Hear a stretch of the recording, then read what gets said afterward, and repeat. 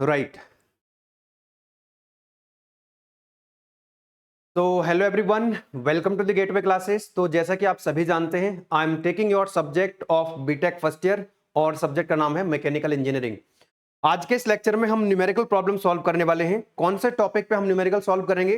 तो ऑलरेडी हम पढ़ चुके हैं कि स्ट्रेस क्या होती है, स्ट्रेन क्या होती है, कितने टाइप्स की होती है, इलास्टिक कांस्टेंट्स कौन कौन से होते हैं। ठीक है, इलास्टिक कांस्टेंट्स में क्या रिलेशन होता है, डेरिवेशंस हम ऑलरेडी डिराइव कर चुके हैं। ठीक है, तो आज हम स्ट्रेस स्ट्रेन के बेसिस पे, इलास्टिक कांस्टेंट्स के बेसिस पे न्यूमेरिकल प्रॉब्लम सॉल्व करेंगे। तो कुछ न्यूमेरिकल प्रॉब्लम मैं आपको सॉल्व करवाऊंगा और इस टॉपिक से यूनिवर्सिटी एग्जाम में, सेमेस्टर एग्जाम में भी क्वेश्चन पूछा जाता है। तो जो क्वेश्चंस ऑलरेडी एकेटीव एग्जाम में या यूनिवर्सिटी एग्जाम में पूछे गए हैं, वो क्वेश्चंस भी मैं आज के इस लेक्चर में सॉल्व कराने वाला हूं और सिमिलर टाइप के क्वेश्चंस कुछ सॉल्व कराऊंगा और कुछ क्वेश्चंस मैं आपको प्रैक्टिस के लिए दूंगा डीपीपी के अंदर।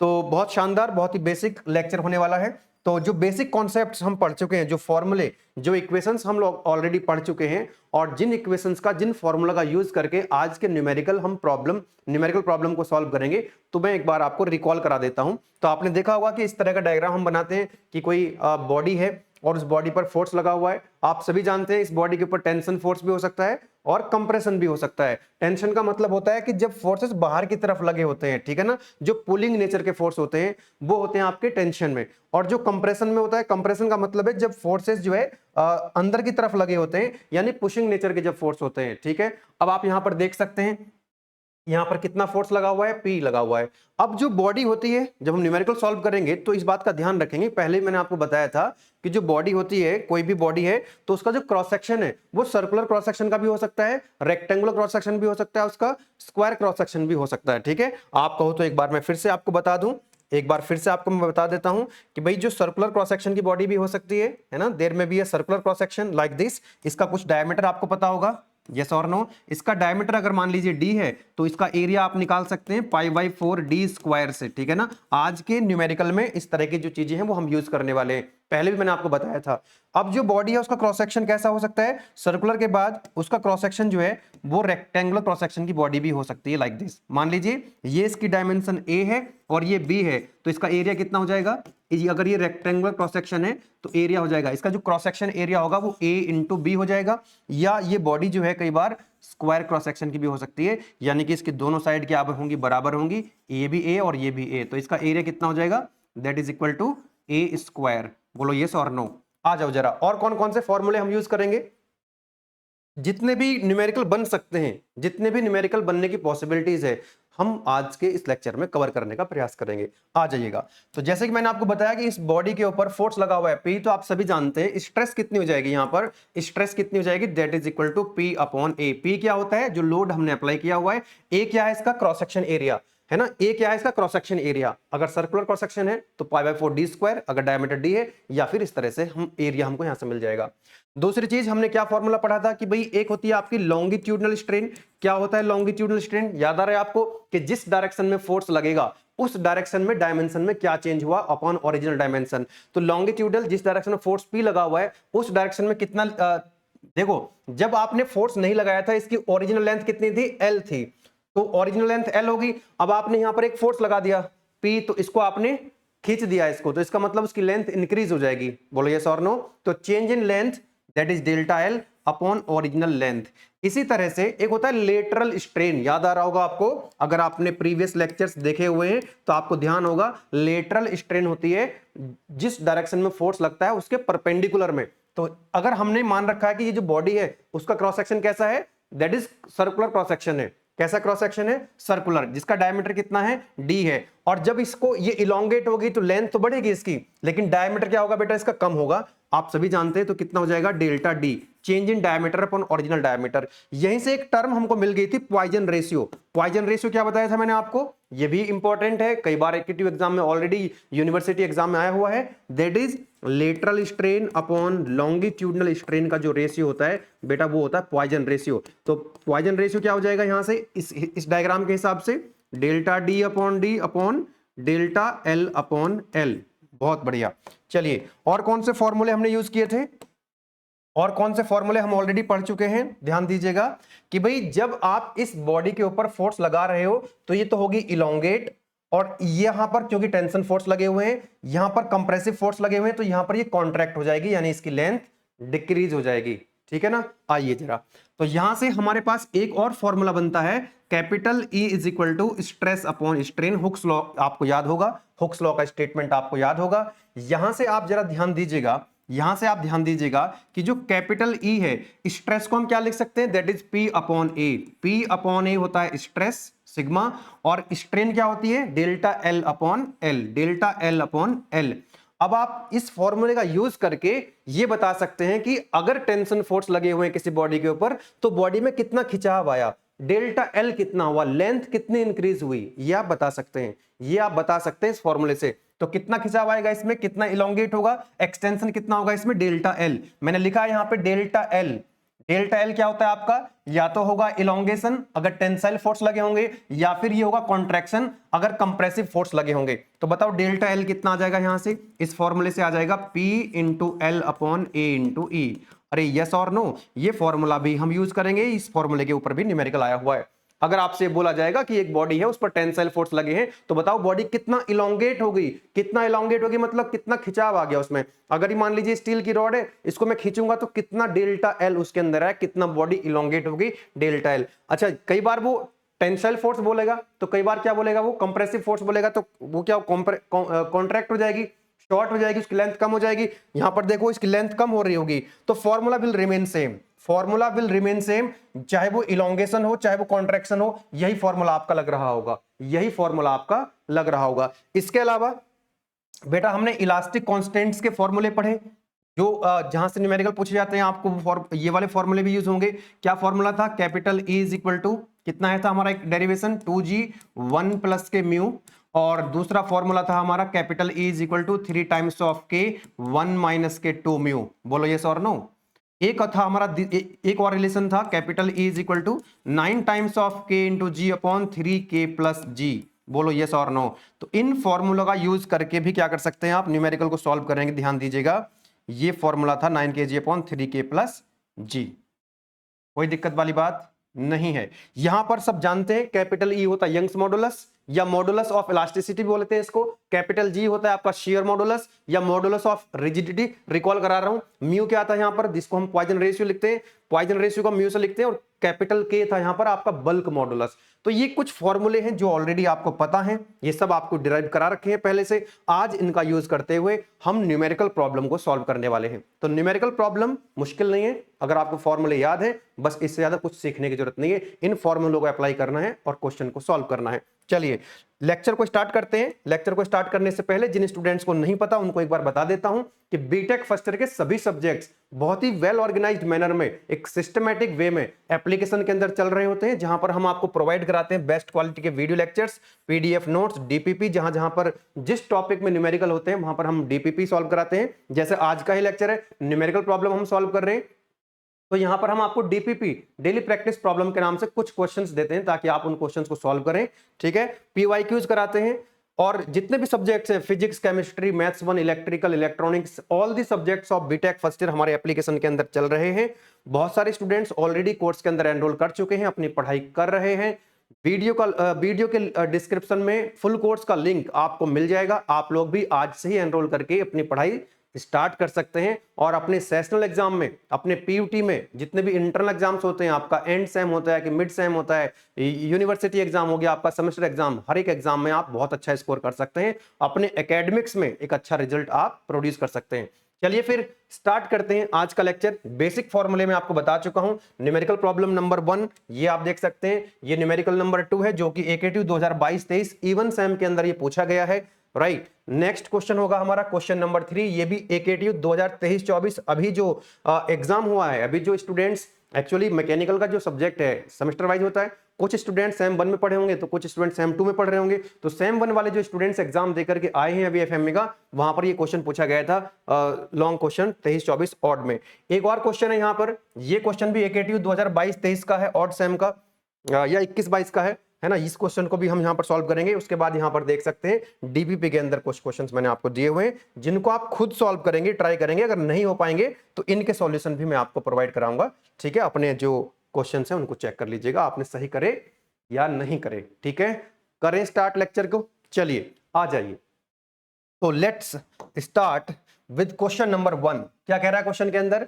A steel bar 1.5 metre long, 50 mm wide and 20 mm thick, it's subjected to an axial tensile load of 120 kilonewton. If the extension in the length of the bar is 0.9 mm, make the calculation for intensity of the stress, strain and modulus of elasticity. सबसे पहले तो एक बार question को आप पूरा read कर लीजिएगा। First of all, जैसे ही आप न्यूमेरिकल प्रॉब्लम को देखते हैं तो read the question, read the numerical problem first carefully. उसके बाद क्या करना है आपको? अगर कोई डायग्राम बना सकते हो तो डायग्राम बना लीजिए, अगर अच्छा रहेगा डायग्राम बन जाएगा तो। चलिए, तो ये जो क्वेश्चन आप देख रहे हैं इसमें टेंसाइल फोर्स लगा हुआ है। क्या लगा हुआ है? टेंसाइल फोर्स लगा हुआ है, और उसका जो उसकी जो वाइडनेस दे रखी है और उसकी थिकनेस दे रखी है। इसका मतलब ये जो क्रॉस सेक्शन रहा होगा, क्या कुछ इस टाइप का रहा होगा? क्या ये कुछ इस तरह का रहा होगा? लाइक दिस, यस और नो? ये कुछ इस तरह का रहा होगा बेटा।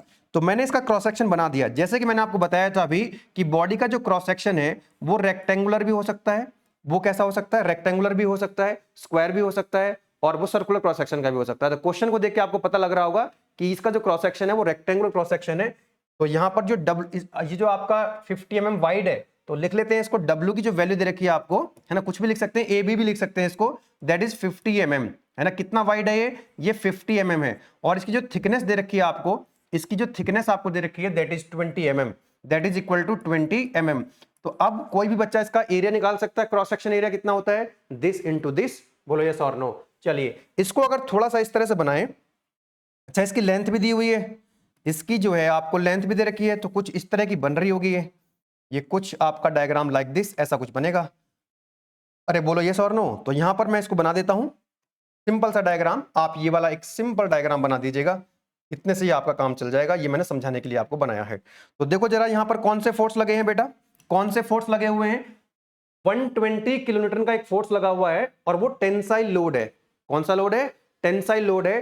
तो यहां पर अच्छा, लोड को अप्लाई करने से पहले इसकी डायमेंशन भी अगर लिख लें तो कितना अच्छा रहेगा।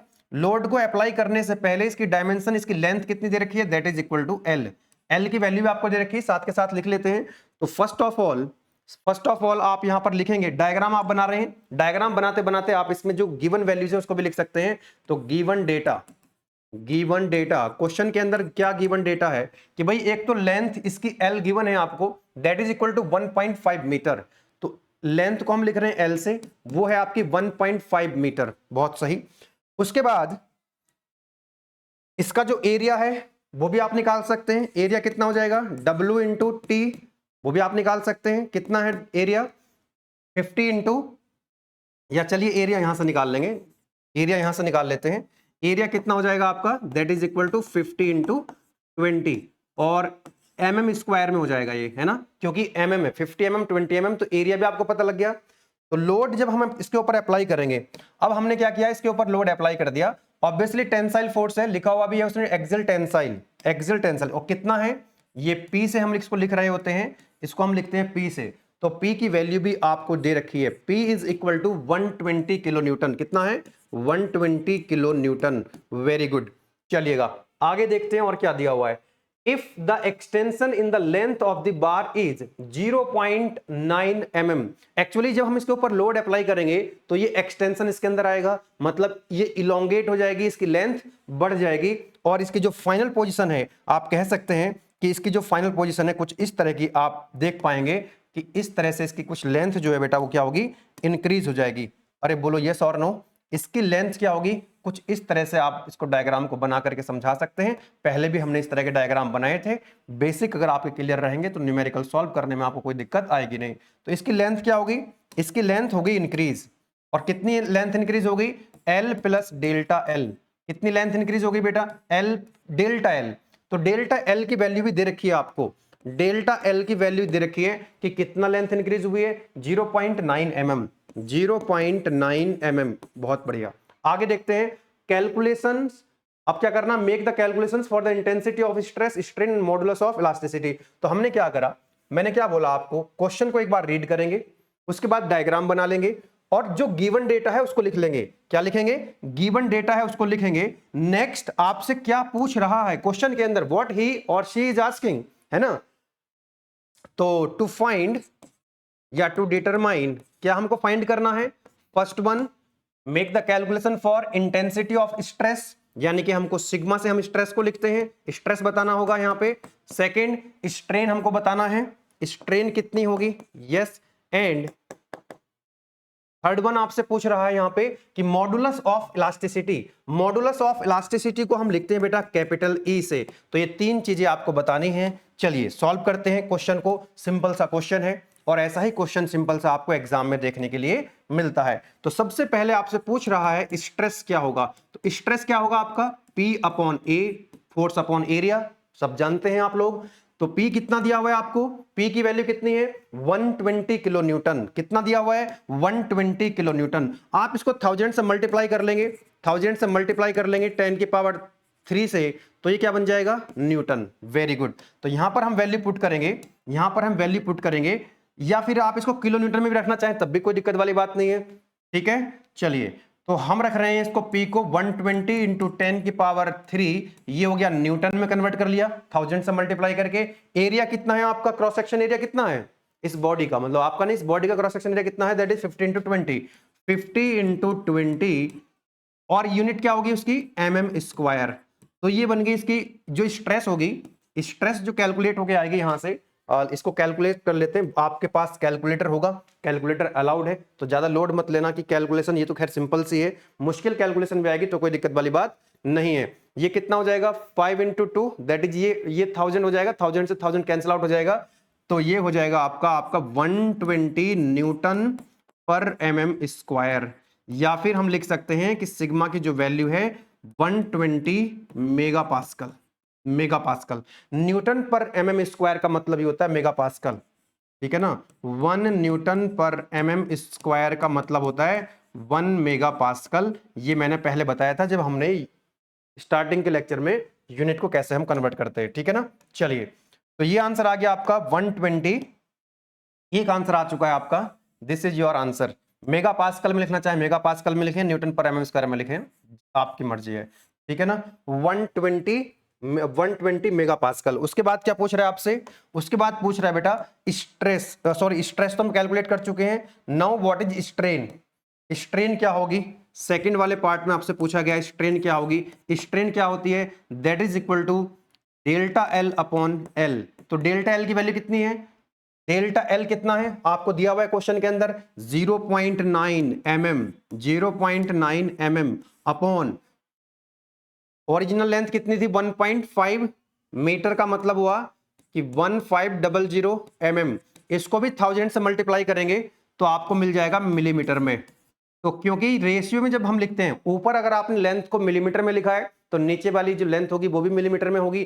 भाई रेशियो है तो आप सेम यूनिट यूज करेंगे ना, तो मिलीमीटर से मिलीमीटर कैंसिल आउट हो जाता है ना, इसलिए स्ट्रेन की कोई यूनिट आती नहीं, पहले से भी आपको ये बात बताई हुई है। तो 0.9 upon 1500, it is coming out 6 into 10 की पावर, 6 इंटू 10 की पावर -4, और इसकी कोई यूनिट नहीं होगी, इसकी कोई यूनिट नहीं होगी, इट इज डायमेंशनलेस क्वांटिटी।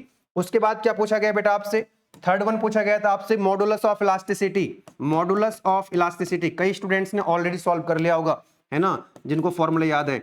तो क्या होता है स्ट्रेस अपॉन स्ट्रेन, तो बताओ मॉडुलस ऑफ इलास्टिसिटी कितना हो जाएगा। स्ट्रेस हम ऑलरेडी कैलकुलेट कर चुके हैं 120 न्यूटन पर mm स्क्वायर, बोले तो मेगा पास्कल, ये मेगा पास्कल में रखोगे तो ये भी किस में आएगा मेगा पास्कल में। और बता सकते हैं यहां पर स्ट्रेन की वैल्यू कितनी थी, दैट इज 6 इंटू 10 की पावर -4, तो ये हमने रखा किसमें मेगा पास्कल में रखा है, ठीक है ना। तो जब आप इसको सॉल्व करेंगे तो कैपिटल ई की वैल्यू आपको मेगा पास्कल मिलेगी 120 अपॉन 6 इंटू 10 की पावर -4। तो ये आ गई आपकी कितनी, that is equal to 2000000 mega pascal.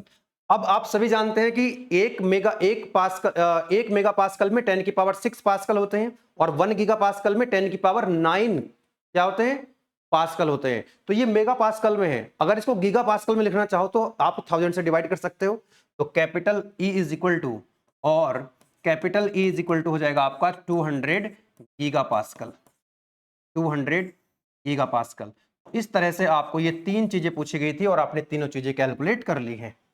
I hope कि प्रॉब्लम आपको समझ आ गई होगी, कोई दिक्कत वाली बात नहीं है।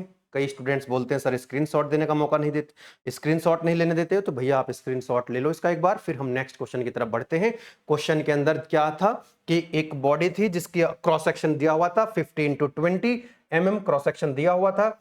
आपने डायग्राम बना लिया, गिवन डेटा लिख लिया, लेंथ भी दे रखी थी 1.5 मीटर, 1 मीटर में 1000 मिलीमीटर होते हैं, तो इसको आपने मिलीमीटर में कन्वर्ट कर लिया 1000 से मल्टीप्लाई करके।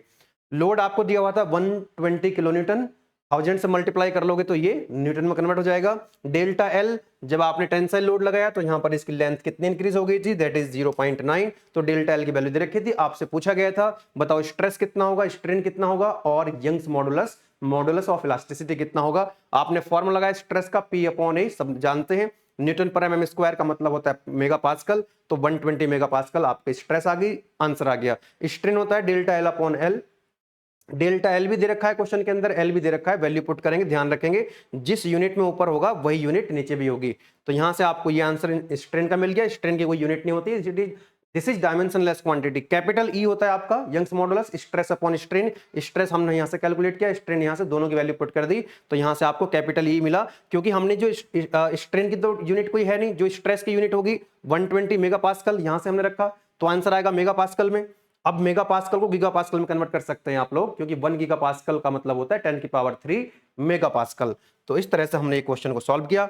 Late us move to the next question, जो कि ऑलरेडी AKT 2022-23 इवन सेम के अंदर 7 मार्क्स में ये क्वेश्चन पूछा गया था। चलिए देखते हैं क्वेश्चन के अंदर क्या बोल रहा है। कह रहा है क्वेश्चन के अंदर डिफाइन पॉइजन रेशियो, ये तो पॉइजन रेशियो की डेफिनेशन है, पहले भी करा रखी है, बल्क मॉडुलस क्या है सब आपको पता ही है।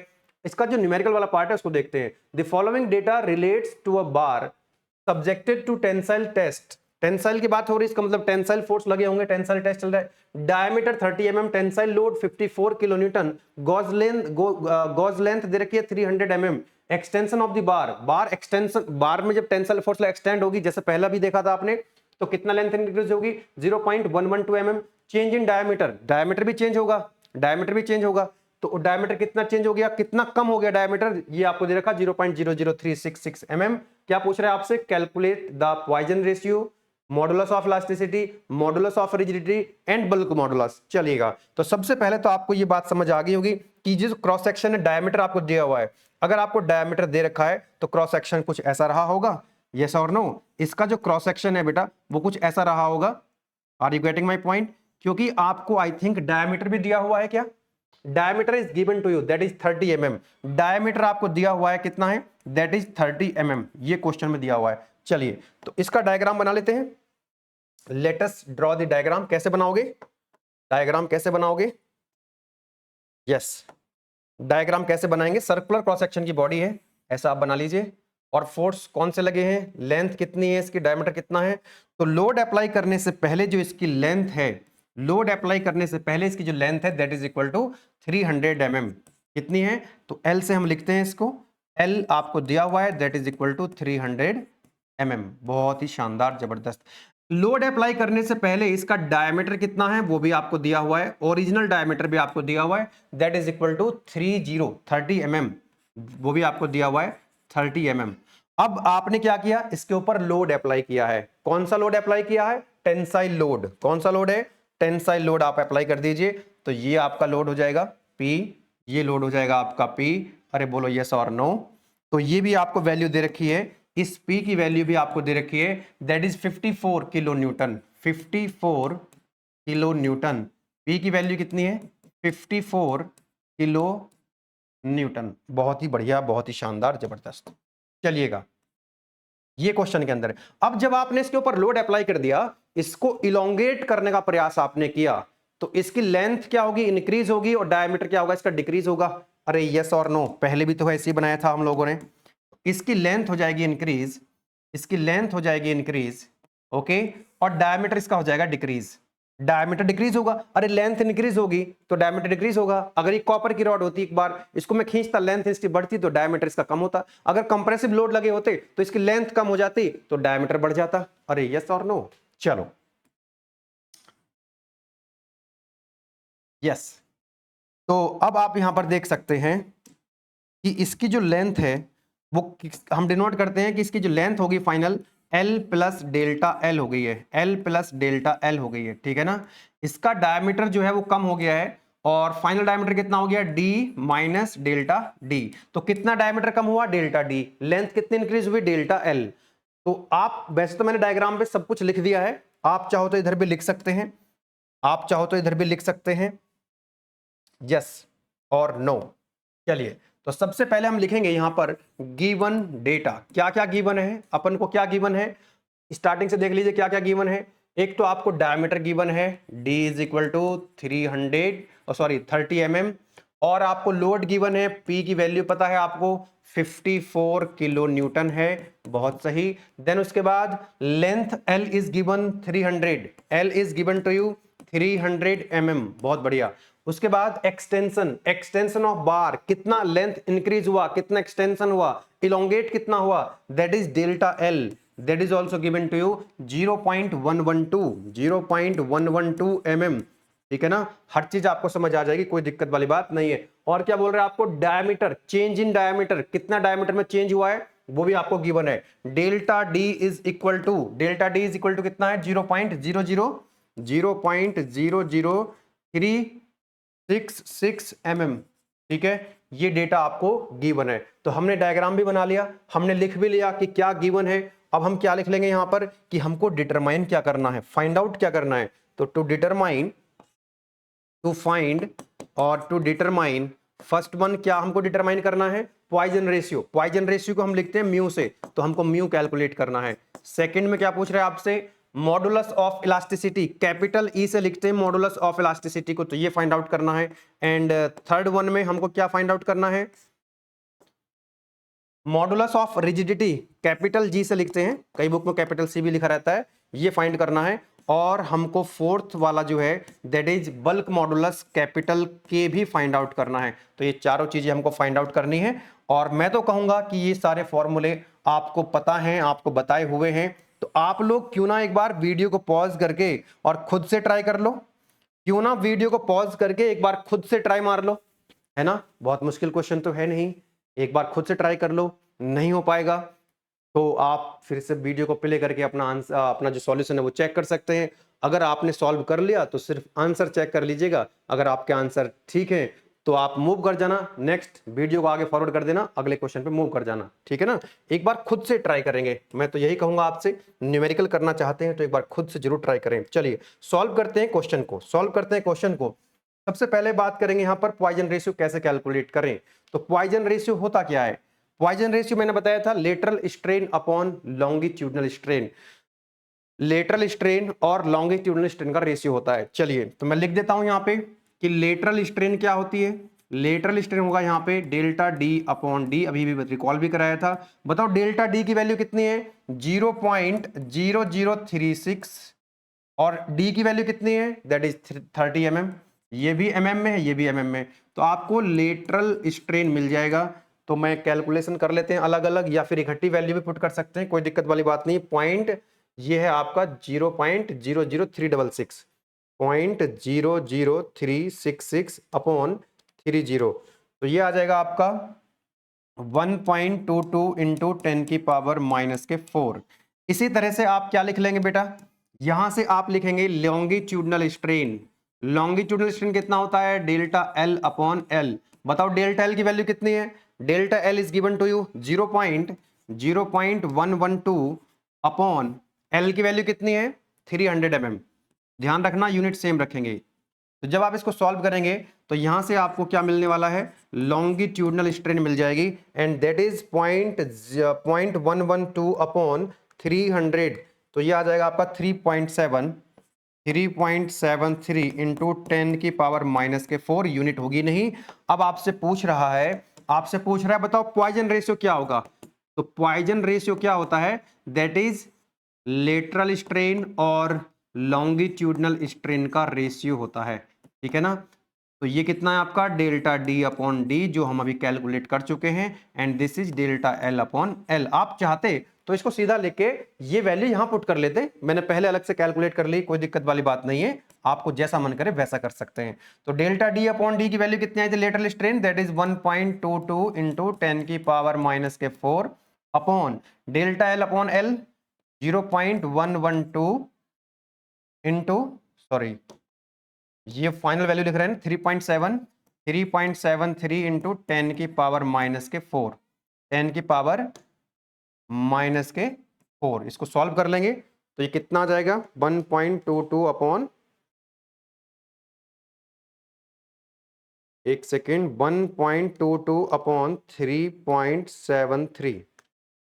तो it is coming out 0.3, mu की वैल्यू 0.327। तो आपको ये पता होना चाहिए कि म्यू की वैल्यू जो है आपकी कितनी आ रही है, ये आ रही है 0.327। तो इसका मतलब ठीक है, क्योंकि म्यू की वैल्यू मैंने आपको बताया था जब पॉइजन रेशियो पढ़ाया था कि भाई म्यू की वैल्यू हमेशा 0 से ज्यादा होगी और 0.5 से कम होगी, ये बताया था ना।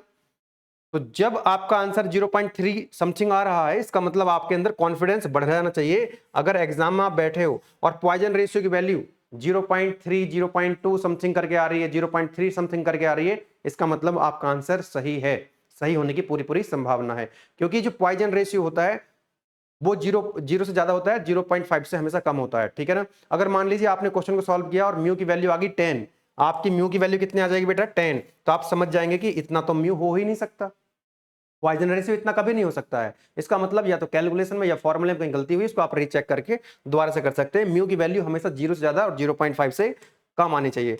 तो इस तरह से हमने पॉइजन रेशियो तो कैलकुलेट कर लिया है। नेक्स्ट क्या पूछा जा रहा है आपसे, नेक्स्ट पूछा गया आपसे Young's modulus, modulus of elasticity, bulk modulus और शेयर मॉडुलस।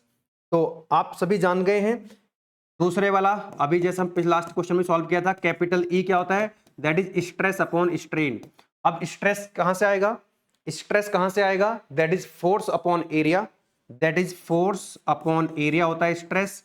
और strain delta L upon L, अभी हमने कैलकुलेट किया लॉन्गिट्यूडल स्ट्रेन, ठीक है। चलिएगा, तो यहां से हमको यंग्स मॉडुलस मिल जाएगा, कितना है फोर्स की वैल्यू पुट कर दीजिएगा, और ए की वैल्यू आप कहो तो ए की वैल्यू मैं यहां पर कैलकुलेट कर लूं, पाई बाई 4d स्क्वायर होता है, पाई बाई 4d स्क्वायर होता है। और डी की वैल्यू है आपको मिलीमीटर में दे रखी है, तो इसको मीटर में कन्वर्ट करेंगे, 1000 से डिवाइड करते हैं तो 0.03 का स्क्वायर हो जाएगा, 0.03 का स्क्वायर हो जाएगा। तो बेटा आपको यहां से एरिया की वैल्यू मिल जाएगी। अलग से भी अगर आप कैलकुलेट करना चाहते हैं तो 0.03 का स्क्वायर इंटू 3.414 अपॉन 4, तो 0 पॉइंट ये आएगा आपका 7.06। दोबारा से कैलकुलेट कर लें, 30.03, ठीक है, 0.03 का square into 3.14 upon 4, yes it is coming out 7.065 into 10 की पावर माइनस 4। और यूनिट क्या है इसकी, मीटर स्क्वायर है। यूनिट क्या होगी इसकी, अब मीटर स्क्वायर है, क्योंकि हमने डायमीटर को मीटर में रखा है, तो मीटर स्क्वायर इसकी यूनिट हो जाएगी। चलिएगा, तो वैल्यू पुट कर सकते हैं हम लोग। P की वैल्यू कितनी है, that is 54 kilo Newton, 54 kilo Newton को अगर हम 1000 से मल्टीप्लाई कर दें तो न्यूटन बन जाएगा। क्या बन जाएगा, ये न्यूटन बन जाएगा। और डिवाइड करेंगे किससे, एरिया से, एरिया से डिवाइड करेंगे। एरिया कितना है 7.065 इंटू 10 की पावर माइनस के 4, ये मीटर स्क्वायर है। अपॉन डिवाइड करेंगे किससे, डेल्टा एल अपॉन एल, तो डेल्टा एल अपॉन एल की वैल्यू तो आप डायरेक्ट भी लिख सकते हैं, that is equal to 3.73 into 10 की पावर माइनस के 4। बोलो कोई दिक्कत वाली बात नहीं है, इसको सॉल्व कर लेंगे यहां से। तो कैपिटल ई की वैल्यू मैं लिख देता हूं यहीं पे, वो कितनी आएगी, सॉल्व करेंगे 54 इंटू 1000 अपॉन 7.065 अपॉन 10 की पावर माइनस 4 और अपॉन 3.73, ये ऊपर आ जाएगा प्लस हो जाएगा 10 की पावर 4, या कैंसिल आउट भी कर सकते थे वहां पे हम लोग। Okay, so it is coming out 213 something आ रहा है, कितना आ रहा है 213। और ये जो यूनिट आएगी इसकी वो न्यूटन पर मीटर स्क्वायर में आएगी, 213 न्यूटन पर मीटर स्क्वायर में आएगी। किस में आएगी, न्यूटन पर मीटर स्क्वायर में आएगी। इनकी वैल्यू कितनी आ रही है, इनकी वैल्यू कितनी आ रही है, क्वेश्चन नंबर 2 का ई की वैल्यू 204 आ रही है इनकी वैल्यू। कहीं कुछ मिस्टेक हुई है क्या, एक बार चेक कर लें, एक बार चेक कर लें, यस एक बार चेक करते हैं। देखो डेल्टा एल अपॉन एल की वैल्यू हमारे पास पहले से है, तो ये तो इससे कैंसिल आउट हो जाएगा। लेट मी चेक अगेन, 10 की पावर 4, 10 की पावर 4। ये है न्यूटन में, वो है मीटर स्क्वायर में, इसकी कोई यूनिट होती नहीं है। चलिएगा 54 इंटू 1000, ठीक है, अपॉन 3.065 अपॉन 3.73। कुछ अलग वैल्यू आ रही है, कुछ गलती हो रही है क्या? कुछ गलती है क्या? लोड कितना है? 54 है, बिल्कुल ठीक है, करेक्ट। 1000 से मल्टीप्लाई कर रहे हैं न्यूटन में कन्वर्ट करने के लिए। इसको हमने एरिया से डिवाइड कर दिया, एरिया ठीक था, कोई दिक्कत नहीं है। मोड चेक कर लेते हैं एक बार कैलकुलेटर का, इंटू 1000, ओके, ठीक है। P upon A upon 7.065 upon 3.73।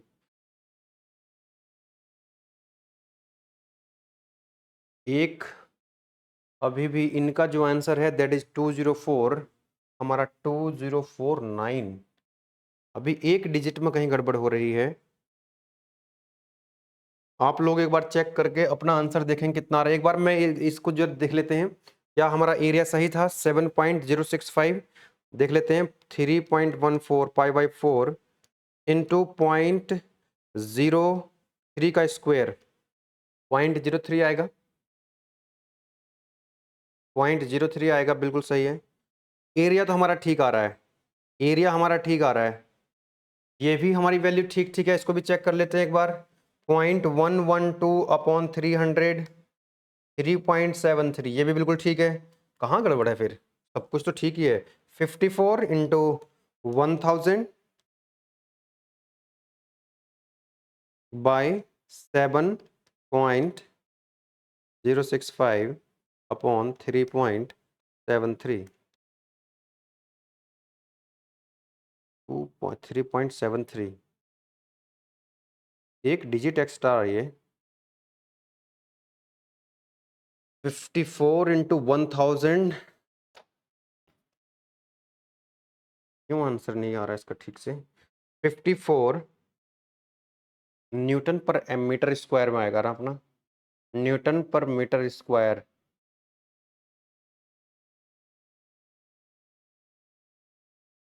ओ, ये कैंसिल आउट नहीं होंगे ना? यस, ये आपस में कैंसिल आउट नहीं होंगे, ये आपस में कैंसिल आउट हो, ये ना, ये मैंने इसको इससे कैंसिल आउट कर दिया, दैट वो रॉन्ग हो गया वहां पे। दोबारा से सब कुछ ठीक है, बस कैलकुलेशन थोड़ा गड़बड़ हो रही थी, इसको ठीक करते हैं फिर से। यस, ये तो नीचे जाएगा ना, ये नीचे जाएगा, तो 54 इंटू, करेक्ट करेक्ट करेक्ट, ये कैंसिल आउट नहीं होंगे दोनों। 7.065 अपॉन 3.73 इंटू 10 की पावर, ये नीचे जाएगा तो ऊपर 10 की पावर 8 हो जाएंगे जुड़ करके। हाँ जी, ये आ गया अपना। तो जब आप इसको सॉल्व करेंगे ना, तो ये तो न्यूटन है और ये मीटर स्क्वायर है, तो न्यूटन पर मीटर स्क्वायर में आंसर आ रहा होगा। किस में आ रहा होगा आपका answer? Newton per metre square में। तो अगर आप उसको क्या, वो तो न्यूटन पर मीटर स्क्वायर का मतलब होता है पास्कल। ये जो आपकी वैल्यू आएगी, काफी बड़ी वैल्यू आएगी जब इसको आप सॉल्व करेंगे, पास्कल या न्यूटन पर मीटर स्क्वायर। तो 10 की पावर 9 से अगर आप डिवाइड कर देंगे उसको, तो वो गीगा पास्कल बन जाएगा। वो क्या बन जाएगा? गीगा पास्कल बन जाएगा। तो जो मेरी वैल्यू आई है, मैं उसको 10 की पावर 9 से डिवाइड कर रहा हूं, तो 204.9 आ जाएगा, है ना। ध्यान रखना, जब आप इसको सॉल्व करेंगे तो ये जो वैल्यू बन के आएगी वो न्यूटन पर मीटर स्क्वायर में आएगी। बेटा इस बात का ध्यान रखना, न्यूटन पर मीटर स्क्वायर में आएगी। और 1 पास्कल का मतलब होता है 1 न्यूटन पर मीटर स्क्वायर, ठीक है। तो ये वैल्यू आपके न्यूटन पर मीटर स्क्वायर में आएगी। मैं 10 की पावर 9 से डिवाइड कर दिया इसको, तो ये आ जाएगा आपका capital E is equal to 204.9, है ना, that is equal to giga pascal. ये आपका करेक्ट आंसर है। आई होप कि आपने अगर खुद सॉल्व कर लिया होगा तो ठीक आ गया होगा आपका आंसर पहली बार में ही, है ना। वो थोड़ा सा बाय मिस्टेक हम इसको इससे कैंसिल आउट कर दे रहे थे, नहीं नहीं, ये तो डिवाइड में है ना, ये जो टर्म है वो डिवाइड में है, तो ये जो टर्म थी वो डिवाइड में थी, तो 10 की पावर -4, 10 की पावर -4 हमने कैंसिल आउट कर दिया, तो दैट वाज रॉन्ग, जिसकी वजह से मिस्टेक हमारी हो रही थी, रिपीट हो रही थी बार बार, ठीक है ना। आप लोगों ने सॉल्व खुद से कर लिया होगा तो आपका यही आंसर आ रहा होगा। यही आंसर आ रहा होगा, बस ध्यान रखना इसकी value Newton per metre square में आएगी, जिसका मतलब होता है पास्कल। हमने 10 की पावर 9 से डिवाइड कर दिया तो ये बन चुका है क्या, गीगा पास्कल। क्या बन चुका है बेटा, that is the giga pascal. कोई दिक्कत नहीं है। तो हमारे पास ई की वैल्यू भी आ गई। नाउ अभी हमको जी की वैल्यू भी कैलकुलेट करनी है। अभी हमको जी की वैल्यू भी कैलकुलेट करनी है।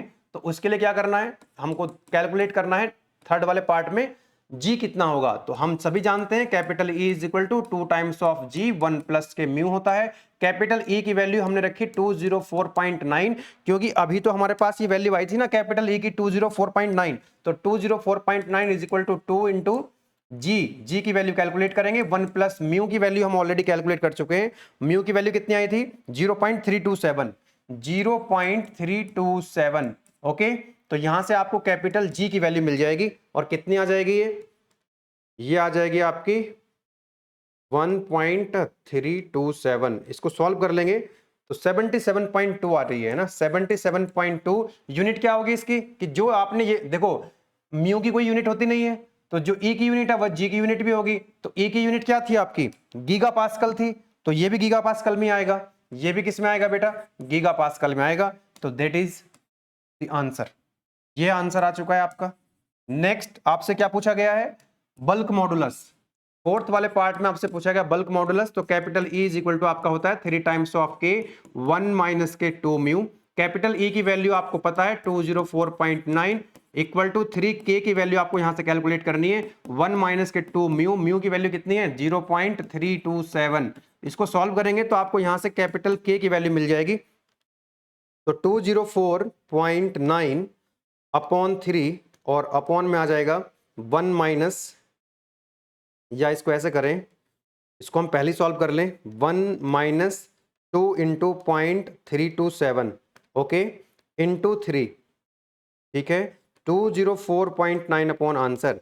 तो 197 आ रहा है, इट इज कमिंग आउट 197.39। और यूनिट इसकी भी क्या रहेगी, गीगा पास्कल ही रहेगी, गीगा पास्कल रहेगी। तो ये आंसर आ चुका है आपका। इस तरह से हमने क्या किया है, ये चारों चीजें पूछी गई थी आपसे, चारों चीजें हमने कैलकुलेट कर दी हैं। Let us summarise. आपको एक बॉडी दे रखी है, टेंसाइल टेस्ट की बात हो रही है, लोड आपको पी दिया हुआ है 54 किलो न्यूटन, आपको इसकी लेंथ भी दे रखी है ना, और डायमीटर दिया हुआ है 30 mm, लोड दिया हुआ है, लेंथ दी हुई है delta L delta D, change in length change in diameter आपको दिया हुआ है। आपसे पूछा गया था बताओ पॉइजन रेशियो म्यू कितना होगा, के कितना होगा, बल्क मॉडुलस, यंग्स मॉडुलस ई कितना होगा, और शेयर मॉडुलस जी कितना होगा। आपने लेटरल स्ट्रेन होता है डेल्टा डी अपॉन डी, है ना, क्योंकि जिस डायरेक्शन में आपने फोर्स लगाया है उसके परपेंडिकुलर डायरेक्शन में जो स्ट्रेन होती है वो लेटरल कहलाती है। तो यहां से लेटरल स्ट्रेन मिल गया आपको, लॉन्गिट्यूडनल स्ट्रेन, जिस डायरेक्शन में फोर्स लगा है उस डायरेक्शन में लेटरल स्ट्रेन लॉन्गिट्यूडनल होती है, तो लॉन्गिट्यूडनल स्ट्रेन आ गई। पॉइजन रेशियो का फॉर्मूला होता है लेटरल अपॉन लॉन्गिट्यूडनल स्ट्रेन। तो यहां से आपको पहला आंसर मिल गया, 0.327 म्यू की वैल्यू आ गई। कैपिटल ई की वैल्यू स्ट्रेस अपॉन स्ट्रेन होता है, स्ट्रेस होता है आपका पी अपॉन ए, वैल्यू पुट कर दीजिएगा, यहां से ई की वैल्यू मिल जाएगी।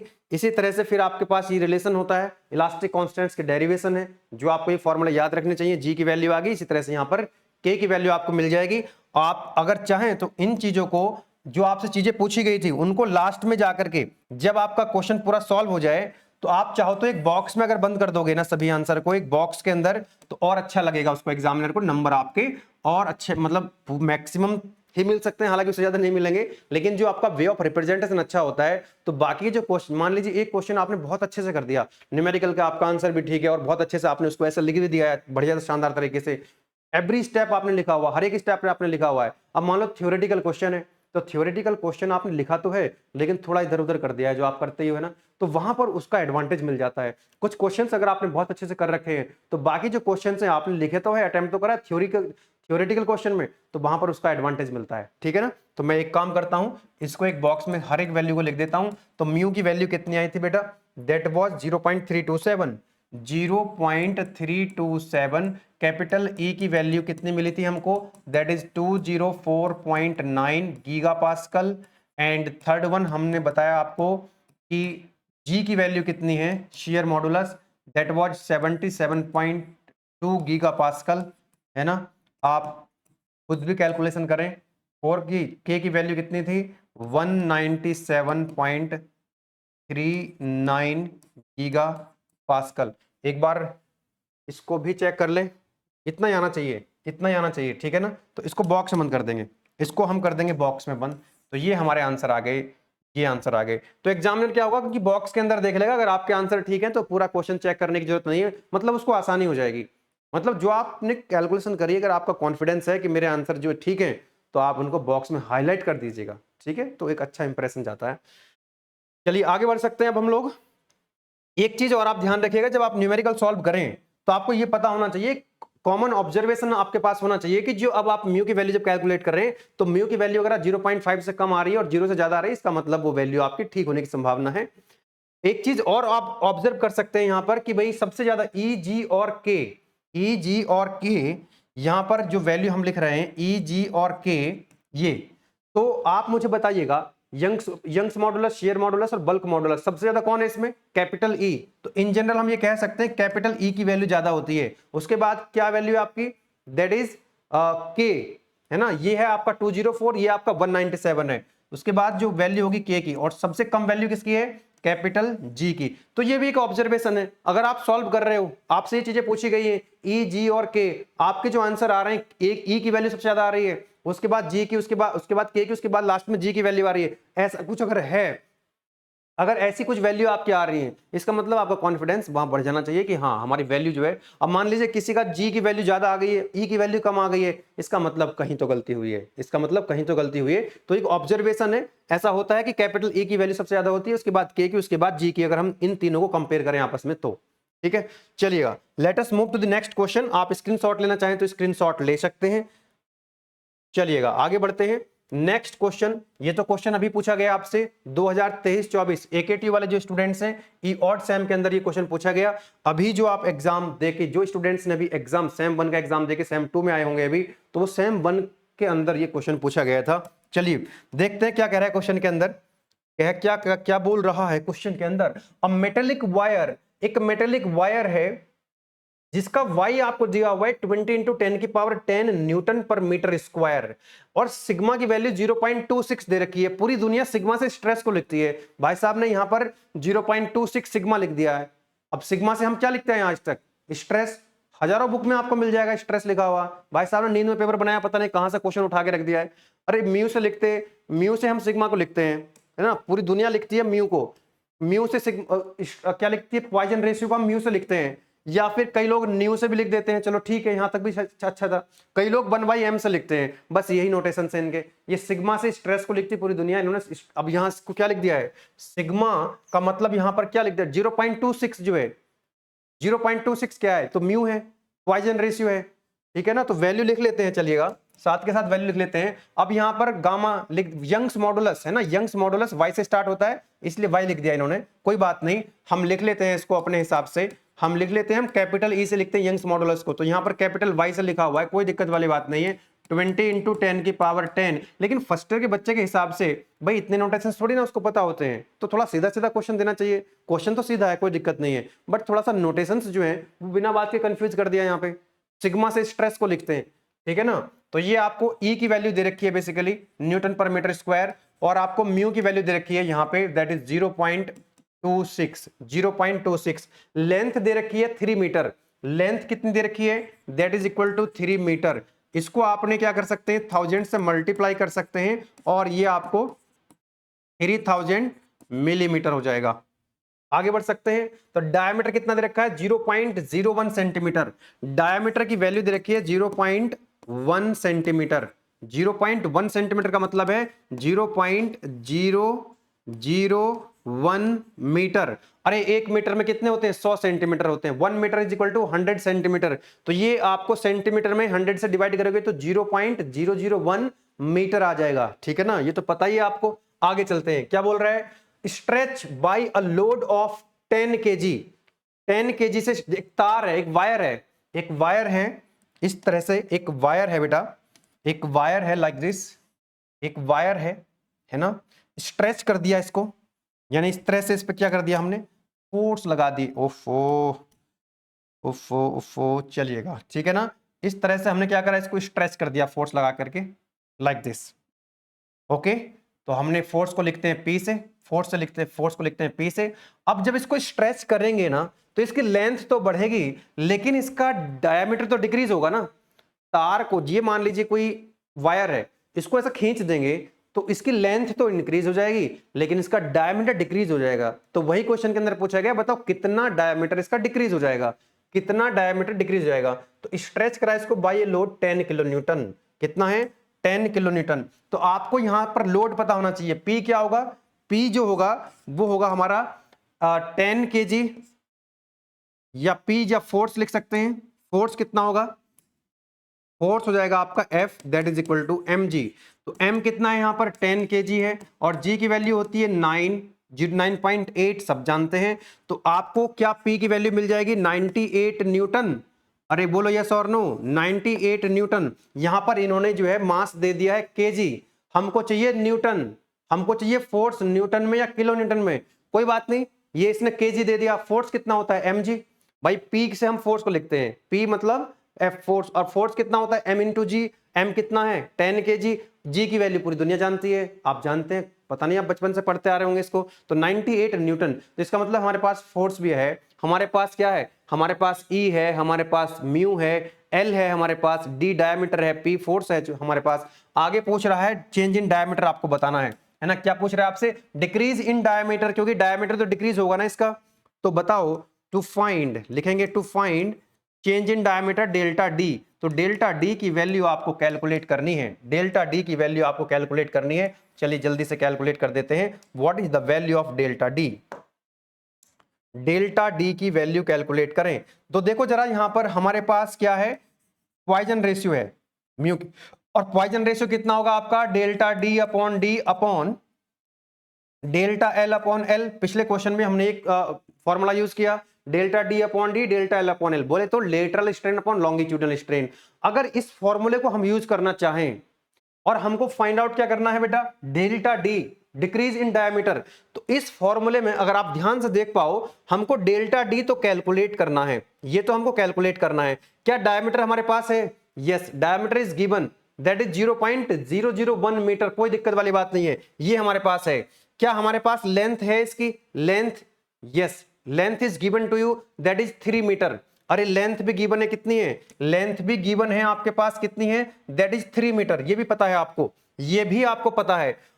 क्या म्यू पता है आपको, यस 0.26 क्वेश्चन के अंदर दिया हुआ है, ये भी आपको पता है। क्या इस फॉर्मूले में अगर हम डेल्टा, अगर देखो डेल्टा एल पता करना है, डेल्टा डी आपको फाइंड आउट करना है, डिक्रीज इन डायमीटर। ये जो डेल्टा एल है ये हमको नहीं पता है, डेल्टा एल की वैल्यू हमको नहीं पता है। अगर हम डेल्टा एल की वैल्यू निकाल लें तो इस फॉर्मूले से हमको डेल्टा डी की वैल्यू मिल जाएगी। Are you getting my point? तो डेल्टा एल को निकाल लेते हैं, इस फॉर्मूले का यूज करेंगे तो हमको क्या मिल जाएगा, डेल्टा डी मिल जाएगा। चलिए आ जाइएगा जरा, तो आप मुझे बताना डेल्टा एल होता क्या है वैसे, व्हाट इज डेल्टा एल। तो डेल्टा एल कितना होता है बेटा, that is equal to P into L upon A into E. ये फॉर्मूला स्टार्टिंग बता देता मैंने आपको, कहो तो इसको दोबारा से बता दूं कैसे आता है। अरे स्ट्रेस होता है आपका P अपॉन ए, स्ट्रेन क्या होता है आपका डेल्टा एल अपॉन एल, यही तो होता है। अरे बोलो यस और नो। और कैपिटल ई कितना होता है, कैपिटल ई होता है stress upon strain, stress upon strain. तो बताओ स्ट्रेस कितना हो गया यहां से P अपॉन ए, और ये कितना है आपका डेल्टा एल अपॉन एल। जब इसको आप सिंप्लीफाई करेंगे तो डेल्टा एल की value P into L upon A into E आ जाएगी, कोई दिक्कत वाली बात नहीं है। चलिएगा तो यहां से हमको क्या करना है, डेल्टा एल की वैल्यू फाइंड आउट करनी है। तो इसकी P की वैल्यू कितनी है, दैट इज 98 न्यूटन, ये पता है आपको। L की वैल्यू कितनी है, यस दैट इज 3 मीटर, यहां पे रखेंगे 3 मीटर। A की वैल्यू कितनी है, π/4 d स्क्वायर, π/4 d स्क्वायर। इसका जो डायमीटर है बेटा दैट इज इक्वल टू, इसका जो डायमीटर आपको दिया हुआ है वो दे रखा है यहां पर 0.001 मीटर स्क्वायर। तो एरिया आपको मिल जाएगा π/4 d स्क्वायर। बताओ π/4 d कितना है 0.001 का स्क्वायर। तो यहां से आप क्या एरिया कैलकुलेट कर सकते हैं, अलग से कैलकुलेट कर लेते हैं, कोई दिक्कत वाली बात नहीं है, ठीक है। तो π/4 इंटू 0.001 का स्क्वायर कितना आएगा, 3.14 अपॉन 4 इंटू 0.001 का स्क्वायर, ये आ रहा है आपका 7.85 इंटू 10⁻⁻7 मीटर स्क्वायर में आएगा, क्योंकि हमने डायमीटर को मीटर में रखा है तो स्क्वायर में, मीटर स्क्वायर में आएगा एरिया। तो एरिया आ गया, यहां पर रख देंगे, पी की वैल्यू रख दी, एल की वैल्यू रख दी, 7.85 इंटू 10⁻⁻7। और क्या बचा आपका यहाँ पर, कैपिटल ई की वैल्यू दे रखी है यहाँ पर 20 इंटू 10⁻10, 20 इंटू 10⁻10। इसको जब आप सॉल्व करेंगे तो यहां से आपको डेल्टा एल की वैल्यू मिल जाएगी। और कितना आ रहा है देख लेते हैं। ये है आपका 7.85 इंटू 10⁻⁻7 इंटू 20 इंटू 10⁻10। निचली वाली हमने वैल्यू पहले पुट करी, फिर आएगा 98 इंटू 3 अपॉन आंसर। तो ये आ रहा है बेटा आपका 1.872 इंटू 10⁻⁻3। ये मीटर में आएगा। ये किस में आएगा, ये मीटर में आएगा, क्योंकि हमने इसको न्यूटन में रखा है, इसको मीटर में, लेंथ को हमने मीटर में रखा हुआ है, ठीक है ना। यूनिट का विशेष ध्यान रखेंगे। तो मेरे को डेल्टा एल की वैल्यू मिल गई।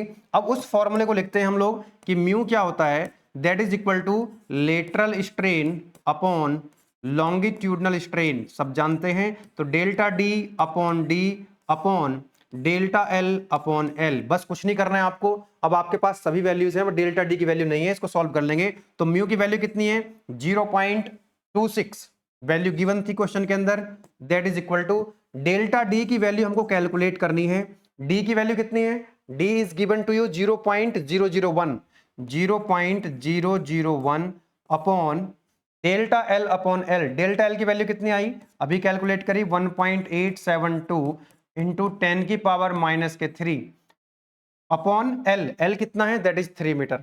बस इसको सॉल्व करेंगे तो यहां से आपको डेल्टा डी की वैल्यू मिल जाएगी। सॉल्व कर लेते हैं, कितना आएगा डेल्टा डी की वैल्यू। तो ये इधर चला जाएगा मल्टीप्लाई में, 0.26 से मल्टीप्लाई कर दी, ठीक है। ये ऊपर जाके फिर डिवाइड में चला जाएगा 3, और ये भी मल्टीप्लाई में जाएगा 0.001। सो it is coming out 1.6 into 10⁻⁻7, और यूनिट क्या आएगी इसकी, मीटर। क्या यूनिट आएगी इसकी, डेल्टा डी की, मीटर में आएगी। आप चाहो तो इसको मिलीमीटर में कन्वर्ट कर सकते हो 1000 से मल्टीप्लाई करके, ठीक है ना। 1000 से मल्टीप्लाई करोगे तो ये मिलीमीटर में कन्वर्ट हो जाएगा। लेट मी चेक, क्या इतना ही आ रहा है, 1.6 इंटू 10⁻7 मीटर। तो ये आपका आंसर आ चुका है। तो ये अभी आया था, लेटेस्ट क्वेश्चन है 2023-24 ऑड सेम के अंदर ये क्वेश्चन पूछा गया था कि भाई आपको यंग्स मॉडुलस कैपिटल ई की वैल्यू, हालांकि उसने वाई लिखा था, यहाँ पे नाम लिखा नहीं उसने, तो थोड़ा सा आपको पहचानना पड़ेगा, कि metallic wire y is equal to, ना तो इसने बोला कि ये है क्या यंग्स मॉडुलस, और y लिख दिया, जो कि जनरली यूज नहीं करते नोटेशंस, ठीक है। उसके बाद भाई साहब ने यहाँ पे जो है सिग्मा इज इक्वल टू 0.26 लिख दिया। तो वो आपको थोड़ा सा कॉमन सेंस लगाना पड़ेगा यहाँ पे कि यार इसकी कोई यूनिट भी नहीं दे रखी है इसने, और पॉइजन रेशियो ऐसे ही आता है 0.2 0.3 के आसपास की वैल्यू होती है। तो आपको ये कॉमन सेंस यूज करके आपको पता लगाना पड़ेगा कि इसकी कोई यूनिट भी नहीं दे रखी, म्यू की कोई यूनिट नहीं होती है, रेंज भी यही होती है। हालांकि ये क्वेश्चन उसको देना नहीं चाहिए था, बीटेक फर्स्ट ईयर में देना नहीं चाहिए। हाँ, किसी मतलब बार बार कोई एक सब्जेक्ट को डिटेल में, मैकेनिकल के अंदर ये सेकंड ईयर थर्ड ईयर में पढ़ा जाती चीजें बार बार, तो वहां पर अगर वो देते नंबर ऑफ क्वेश्चंस की जब प्रैक्टिस कर रहे होते, अरे इंट्रोडक्शन वाला सब्जेक्ट है ये, फर्स्ट ईयर में साफ साफ लिखा हुआ है, हर यूनिट के अंदर साफ साफ लिखा हुआ है, introduction to mechanics, introduction to IC engine, introduction to measurement. ये भाई साहब पता नहीं क्या लिख दे रहे हैं इसमें, नींद पेपर बना दिया। पेपर टफ नहीं है, ये क्वेश्चन टफ थोड़ी ना है, बताओ। वही तो फॉर्मूला यूज करें जो भी हमने पहले फॉर्मूला यूज करे, कुछ भी अलग नहीं है, लेकिन उसको क्लियर थोड़ा सा लिखना चाहिए कि बच्चों के पॉइंट ऑफ व्यू से। फर्स्ट ईयर का बच्चा है तो उसको कम से कम, अगर यहाँ सिग्मा लिख भी रहे थे तो भाई साहब लिख देते Poisson ratio sigma is equal to this, कुछ नहीं लिख रहे हैं। चलिए कोई बात नहीं, आपको ये सारी वैल्यू दे रखी थी, आपने ये formula delta L is equal to P L upon A, आपने यहाँ से डेल्टा एल की वैल्यू निकाल ली, और पॉइजन रेशियो का फॉर्मूला पहले भी हमने 2 बार यूज कर चुके हैं, delta D upon delta L upon L. सारी वैल्यूज आपको पता है, यहां से डेल्टा डी की वैल्यू पता लगी आपको, that is decrease in diameter, जो आपको कैलकुलेट करना था। This is the decrease in diameter, है ना। यही क्वेश्चन पूछा गया था आपसे कि calculate the decrease in diameter, है ना। कोई तार था, उसको खींच दिया, तो बताओ उसका डायमीटर कितना डिक्रीज हो गया। लास्ट क्वेश्चन की तरफ बढ़ते हैं, उसके बाद जो क्वेश्चंस होंगे वो प्रैक्टिस के लिए आपको मैं दूंगा, आप उसको सॉल्व कर लीजिएगा। मैं चीजों को थोड़ा सा एक्सप्लेन करता हूं, बार बार एक्सप्लेन करता हूं, ताकि हर बच्चे को ये चीज समझ में आ जाए। तो इसलिए हो सकता है कि थोड़ा सा लेक्चर लेंथी हो सकता है, न्यूमेरिकल प्रॉब्लम है, कोई डाउट ना बचे आपका, कोई भी डाउट आपका ना बचे, तो इसलिए एक एक चीज मैं एक्सप्लेन करता हूं, ठीक है ना। चलिए लास्ट क्वेश्चन है, और ये भी AKTU में आया हुआ क्वेश्चन है, ये 21-22 में शायद आया था, AKTU में आया था, ये AKTU 2021-22 में आया था ये क्वेश्चन, ठीक है। चलिए सॉल्व करते हैं, इसको सॉल्व करते हैं। तो जैसे ही आपको देखो, ध्यान दीजिएगा, ये डायग्राम क्वेश्चन के अंदर गिवन है, ये डायग्राम क्वेश्चन के अंदर गिवन है बेटा, ध्यान देना, ये डायग्राम क्वेश्चन के अंदर गिवन है। क्या कह रहा है, ए मेंबर ABCD, ABCD, ये एक मेंबर है, ABCD बोल रहा है इसको, ऑफ यूनिफॉर्म डायमीटर, इन सब का डायमीटर यूनिफॉर्म है, वो कितना है 200 mm है। कितना है बेटा 200 mm। आप कहो तो मैं यहां लिख दूं कि इसका जो डायमीटर है, डायमीटर कितना है, वो 200 mm है। 200 mm का मतलब हुआ कि वो 0.2 मीटर है। 1000 से डिवाइड करेंगे तो 0.2 आ जाएगा, है ना, 0.2 मीटर आ जाएगा। आगे चलते हैं, या फिर इसको मिलीमीटर में रहने देते हैं, अभी बाद में जरूरत पड़ेगी तो कन्वर्ट कर लेंगे। ओके चलिए आगे क्या बोल रहा है, subjected to point load as shown in the figure, point load लगे हुए हैं, फिगर उसने दिया हुआ है। Determine the net change in the length of the bar, take modulus of elasticity E is equal to, यहां भी तो बोला है ना, इस क्वेश्चन में बोला है मॉडुलस ऑफ इलास्टिसिटी, उसने लिखा भी है कैपिटल E, कम से कम कैपिटल E लिख दो। कैपिटल E नहीं लिख रहे, कुछ और लिख रहे हैं, तो उसका नाम बता दो क्या दिया हुआ है, वो कुछ नहीं बताया था पहले क्वेश्चन में। तो यहां पर आप देखिएगा, अभी तक तो हम ये क्वेश्चन देख रहे थे कुछ इस तरह से था, है ना, एक मेंबर है और इस तरह से जो है वो लोड लगे हुए थे लाइक दिस। लेकिन इस बार क्या है कि उसमें इनके जो है ये उसको में मतलब एक तरह से ये कह सकते हैं कि इसमें 3 मेंबर हैं, एक के अंदर ही कितने मेंबर हैं, 3 मेंबर है, सीरीज में जोड़ दिया है, बेसिकली जो बार है उसको सीरीज में है। अब ध्यान देना, एक काम कर लूं मैं, इसको सॉल्व करने के लिए पहले तो आपको ये पता होना चाहिए कि भाई जब हम इस तरह का, ये हमने अभी सॉल्व कर रहे थे ना, अभी हम ये क्वेश्चन आपका सॉल्व करते आ रहे हैं कि यहाँ पर लोड P लगा हुआ है इस तरह से, तो बताओ डेल्टा L कितना होगा, तो डेल्टा L होता है आपका P into L upon A into E, P L upon ए। तो यहाँ पर तो एक ही लोड है ना, ये जो अभी हम देख रहे थे ना एक सिंगल, तो उसमें केवल एक ही लोड था, that is equal to P, कोई दिक्कत वाली बात नहीं है। लेकिन यहाँ पर यहाँ लोड लगा हुआ है, यहाँ भी लोड लगा हुआ है, यहाँ भी लोड लगा हुआ है, तो यहाँ पर 3 आपको दिए हुए हैं, तो इन तीनों में आपको लोड अलग अलग पता होना चाहिए, और फिर हम उनको क्या करेंगे, जोड़ देंगे, उनको क्या करेंगे हम जोड़ देंगे, ठीक है ना। मतलब ये हुआ कि एक को मान लो 1, दूसरे को देखो मैं लिख के दिखा देता हूँ यहाँ पे, इसको मान लीजिए 1, ये 1 है, ये मेंबर 2 हो गया, ये हो गया आपका 3। अब इसके अंदर कितना, ये क्या कह रहा है, चेंज इन लेंथ बताना आपको, चेंज इन लेंथ कितना होता है डेल्टा एल। तो जब हमने इसको 1 बोला तो इसको बोल सकते हैं कि डेल्टा L1, अरे बोलो यस और नो, इसको हमने 2 बोल दिया, इसके अंदर जो डेल्टा L2, इसके अंदर कितना हो जाएगा डेल्टा L3, अरे यस और नो। अब आपको नेट चेंज चाहिए, नेट का मतलब इन सबको जोड़ दो, तो हमने क्या करना है, डायमीटर को हटा देता हूं यहां से थोड़ी देर के लिए, तो डेल्टा L नेट कितना आएगा, टोटल कितना आएगा, वो आएगा delta L1 plus delta L2 plus delta L3 plus delta L3, ठीक है ना। अब ये डेल्टा L कितना होता है, PL अपॉन AE, हम सभी जानते हैं, अभी तो यूज किया था हमने, PL अपॉन AE होता है, P into L upon A, that is delta L। इसी फॉर्मूले को हम यूज कर रहे हैं। तो ये हो जाएगा आपका कि मान लेते हैं कि इसके अंदर जो फोर्स है वो कितना है, इसके अंदर जो फोर्स है वो कितना है, P1 है, इसके अंदर फोर्स कितना है, P2 है, इसके अंदर फोर्स कितना है, वो P3 है।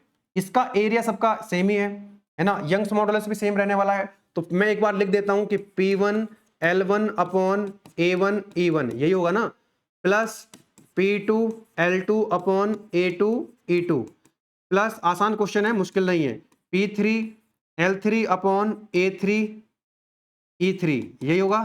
अच्छा यहाँ पर जो कैपिटल E है वो तो मटेरियल का होता है, और मटेरियल तो एक ही है, मटेरियल तो एक ही है, तो यंग्स मॉडुलस क्या होता है, मटेरियल की प्रॉपर्टी होती है, पढ़ाया था मैंने आपको पहले। तो ये तो एक ही मटेरियल है, तो E तो सेम रहने वाला है, E क्या रहने वाला है, सबके लिए सेम रहने वाला है, E1 E2 E3 सब E है। एरिया क्या है, कॉमन है, मतलब एरिया क्या है, यूनिफॉर्म है, तो डायमीटर एक ही डायमीटर है, तो A और E क्या रहने वाले हैं, सेम रहने वाले हैं। लेंथ कितनी है इसकी, L1, भाई ये लेंथ कितनी होगी इसकी, ये लेंथ होगी इसकी L1, इसकी लेंथ कितनी होगी L2, इसको हमने बोल दिया L3, इसको हमने बोल दिया L3, ठीक है ना। अब लोड P1 P2 P3 इसकी बात करते हैं बाद में। तो फिलहाल मैं क्या कर रहा हूं, फिलहाल मैं एक काम करता हूं कि यहां से जो 1 अपॉन A ए कॉमन आ जाएगा, ई कॉमन आ जाएगा, सेम है। तो ऊपर क्या बचेगा, P1 L1 plus P2 L2 plus P3 L3। बोलो कोई दिक्कत वाली बात नहीं है। यहां से आपको ये वैल्यू मिल जाएगी delta L total. Delta L total बोले तो delta L net change total कितना आएगा, इसमें delta L1 delta L2 delta L3 तीनों को जोड़ दो तो टोटल यानी कि नेट चेंज आ जाएगा लेंथ के अंदर। अब आपको L1 L2 L3 भी पता है क्या? यस भाई, एक बात बताओ, ये फॉर्मूला बन गया हमारा। ए की वैल्यू पता है आपको, ए की वैल्यू पता है आपको, दे रखा है डायमीटर तो एरिया निकल जाएगा, कोई दिक्कत नहीं है। ई की वैल्यू भी आपको पता है, ए की वैल्यू पता है आपको, ई की वैल्यू भी पता है। अब आपको चाहिए P1 P2 P3, बस ये नहीं पता है आपको। उसके लिए मैं बहुत ही आसान तरीका आपको बता रहा हूं, ध्यान से समझ लीजिएगा, इसको ध्यान से समझ लीजिएगा। तो मैंने इसको बोला 1 है, इसको मैंने बोला 1 है, तो यहां पर ध्यान देना कैसे कैलकुलेट करेंगे, बहुत आसान तरीका आपको बताता हूं। तो यहां पर आप देखिए ये मेंबर 1 है, इसके अंदर P1 कितना होगा, आपको कुछ नहीं करना, इस पर कहीं भी बीच में आप एक क्रॉस सेक्शन कंसीडर कर लीजिए। तो मैंने 1 क्रॉस सेक्शन कंसीडर कर लिया, और इसके अंदर फोर्स कितना है, P1 है। कितना फोर्स है, P1 है। तो बताओ P1 की वैल्यू कितनी होगी? तो इसमें राइट को देखिए या लेफ्ट को देखिए, किसी एक को देख लीजिए बस। तो मैं देख रहा हूं, मैं एक काम करता हूं, लिख देता हूं from right hand side, from right hand side. तो मैं क्या करूंगा, इस क्रॉस सेक्शन से केवल राइट हैंड साइड के फोर्स देखूंगा, लेफ्ट के भूल जाओ। अब देखो राइट की तरफ अगर फोर्स जा रहे हैं दूर बाहर की तरफ तो प्लस यानी कि टेंशन, और अंदर की तरफ आ रहे हैं तो माइनस यानी कंप्रेशन। अंदर की तरफ आ रहे हैं माइनस, कंप्रेशन, कंप्रेशन मतलब माइनस। तो कितना है देखो, यहां पर एक ही फोर्स है 80 और अंदर की तरफ आ रहा है। इसके अंदर इस मेंबर 1 के अंदर ये जो CD मेंबर है, ये जो CD मेंबर है, CD मेंबर है, इसके अंदर फोर्स हमने मान रखा है P1। उस पर हमने क्या करा, इसके अंदर एक क्रॉस सेक्शन कंसीडर कर लिया और उसमें देखा राइट हैंड साइड कितना है, 80 किलोन्यूटन एक फोर्स लगा हुआ है और वो अंदर की तरफ आ रहा है। तो प्लस की माइनस, माइनस कंप्रेशन। तो P1 की वैल्यू आ गई आपकी माइनस की 80 किलोन्यूटन। अब इसी तरह से आपको देखो P1 की वैल्यू मिल गई, अब आपको चाहिए P2 की वैल्यू। किसकी वैल्यू चाहिए, P2 की। तो मेंबर 2 यहां पे है, तो हमने क्या करा, यहां पर एक मेंबर कंसीडर, ये कंसीडर कर लिया क्रॉस सेक्शन इस तरह से, और इसको बोल दिया ये है हमारा क्रॉस सेक्शन 2।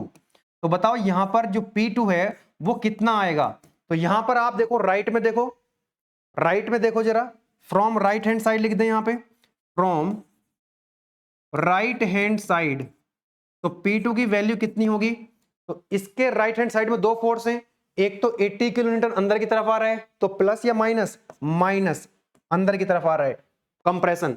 अब देखो ये इस राइट हैंड साइड में एक 40 किलोन्यूटन का भी लगा हुआ है जो कि बाहर की तरफ जा रहा है क्रॉस सेक्शन से, यानी कि प्लस। तो प्लस के कितना हो जाएगा बेटा, 40 किलोन्यूटन। तो बताओ कितना आ जाएगा, माइनस के 40 किलोन्यूटन। बोलो यस और नो। अगर आप इसको राइट से नहीं देखना चाहते, लेफ्ट से अगर देखना चाहते हो तब भी इतना ही आएगा, देख सकते हो यहां पे, और करके लिख सकते हैं। और मैं लिख देता हूं यहां पर, और फ्रॉम लेफ्ट हैंड साइड, ये सब समझा रहा हूं आपको, एक ही तरीका से आप कर लीजिएगा, बार बार कैलकुलेशन करने की जरूरत नहीं है। देखो अब इसको मैंने तो राइट से करा था तो कितना आया था, माइनस के 40। अब आप लेफ्ट से कर लीजिए, लेफ्ट से कर लीजिए। तो देखो ये 2 है, लेफ्ट में देखो कितना है, 100 अंदर की तरफ आ रहा है, अंदर की तरफ आ रहा है यानी कंप्रेशन माइनस। तो माइनस के P2 की वैल्यू आ जाएगी माइनस के 100। अच्छा यहां पर देखो ये जो 60 किलोन्यूटन है, यहां पर देखना है हमको जहां पर क्रॉस सेक्शन कंसीडर किया है, यानी कि B और C के बीच में कहीं भी हमने क्रॉस सेक्शन कंसीडर किया तो लेफ्ट में हम देख रहे हैं तो माइनस के 100 और ये बाहर की तरफ जा रहा है, एरो बाहर की तरफ है तो प्लस के 60। तो कितना आ जाएगा, प्लस के 60। तो देखो ये आ जाएगा फिर से माइनस के 40 किलोन्यूटन।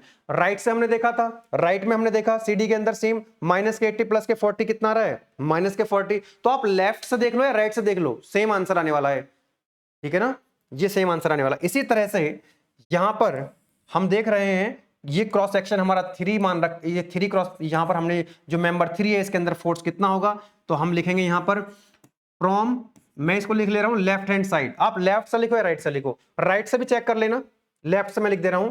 तो लेफ्ट से तो केवल एक ही फोर्स है 100 और अंदर की तरफ आ रहा है, अंदर की तरफ जहां भी क्रॉस सेक्शन कंसीडर किया आपने, फोर्स अंदर की तरफ आ रहे हैं तो माइनस और बाहर की तरफ जा रहे हैं तो प्लस। तो यहां पर आपको P3 की वैल्यू मिल जाएगी माइनस के 100 किलो न्यूटन। ये लेफ्ट हैंड साइड से देखा है मैंने, या आप अगर चेक करना चाहते हैं तो फ्रॉम राइट हैंड साइड से देख सकते हैं P3 की वैल्यू कितनी आएगी। ये है आपके राइट हैंड साइड, तो 80 अंदर की तरफ आ रहा है तो माइनस 40 भी बाहर की तरफ जा रहा है तो प्लस, और ये 60 अंदर की तरफ आ रहा है, -60, तो बताओ कितना आएगा, माइनस के 100 किलो न्यूटन ही आएगा। तो आप एक बार आप कहीं से भी देख लीजिएगा, लेफ्ट से देख लो या राइट से देख लो। अब आपको P1 P2 P3 कैलकुलेट करना दिखा दिया मैंने कि कैसे कैलकुलेट होता है P1 P2 P3, बाकी सारी वैल्यू तो आपको ऑलरेडी गिवन है। तो चलो वैल्यू पुट करो और आंसर निकालो। तो यहां से आपको 1/1 ए की वैल्यू कितनी आएगी, ए की वैल्यू कैलकुलेट कर लेते हैं, यहां कैलकुलेट कर लेते हैं ए की वैल्यू, क्योंकि आप सभी जानते हैं कि जो डायमीटर है वो आपको दिया हुआ है, that is equal to 200 mm, that is equal to 200 mm। तो एरिया कितना आ जाएगा, 5/4d स्क्वायर, 5/4d स्क्वायर। और d कितना, मिलीमीटर में रखें कि मीटर में रखें, मीटर में रखें कि मिलीमीटर में रखें, इसको चलो मीटर में रख लेते हैं। तो 0.2 का स्क्वायर हो जाएगा। सॉल्व कर लेंगे, ए की वैल्यू कितनी आ रही है, इसको सॉल्व कर लेते हैं with the help of calculator. 5/4d square 3.14/4 into 0.2 का स्क्वायर, तो 0.0314 मीटर स्क्वायर में आएगा। चलो आ जाओ वैल्यू रखते हैं, ए की वैल्यू कितनी है, ए की वैल्यू हमने देखा 5/4d स्क्वायर दैट इज 0.0314 एक ई की वैल्यू कितनी है, capital E, capital E is given to you, yes 200 giga newton per metre square, 200 giga newton, giga का मतलब होता है 10 की पावर 9, तो 10 की पावर 9 से मल्टीप्लाई करेंगे, 10 की पावर 9 से मल्टीप्लाई करेंगे, बहुत बढ़िया। चलिएगा अब देखो P1 L1, P1 की वैल्यू कितनी है, P1 की वैल्यू हमने कैलकुलेट कर रखी है कितनी है, माइनस के 80 किलो न्यूटन, तो माइनस के 80, अच्छा ये किलो न्यूटन है, तो किलो न्यूटन को न्यूटन में कन्वर्ट करेंगे। अब यहाँ P1 P2 P3 है तो बाहर मल्टीप्लाई कर देंगे 10 की पावर 3 से, एक बार में कॉमन लेके मल्टीप्लाई करेंगे। यह है आपका P1 इंटू L1, L1 कितना है 500 mm, तो इसको मीटर में रखेंगे तो 0.5, तो 0.5 बिल्कुल ठीक। उसके बाद P2 की वैल्यू कितनी है, P2 की वैल्यू आई थी हमारी माइनस के 40, और L2 कितना है, दैट इज 300 मिलीमीटर का मतलब है 0.3। उसके बाद हमको मिला था यहां पर P3 की वैल्यू, P3 कितना है माइनस के 100 किलो न्यूटन, और L3 कितना है 0.2। लेकिन ये ध्यान रखना, ये जो आपने वैल्यू है ये आपने किलो न्यूटन में है वैल्यू, तो इसको न्यूटन में कन्वर्ट करने के लिए 1000 से मल्टीप्लाई करेंगे। अब इसको सॉल्व कर लीजिएगा, आंसर आपका आ जाएगा कि डेल्टा एल नेट कितना आ रहा है, ये वैल्यू आपको मिल जाएगी। चलिए सॉल्व करते हैं, तो माइनस के 80 इंटू 0.5 माइनस के 40 इंटू 0.3 माइनस के 100 इंटू 0.2, वेरी गुड, 1000 से मल्टीप्लाई करेंगे न्यूटन में कन्वर्ट करने के लिए, डिवाइड करेंगे 0.0314,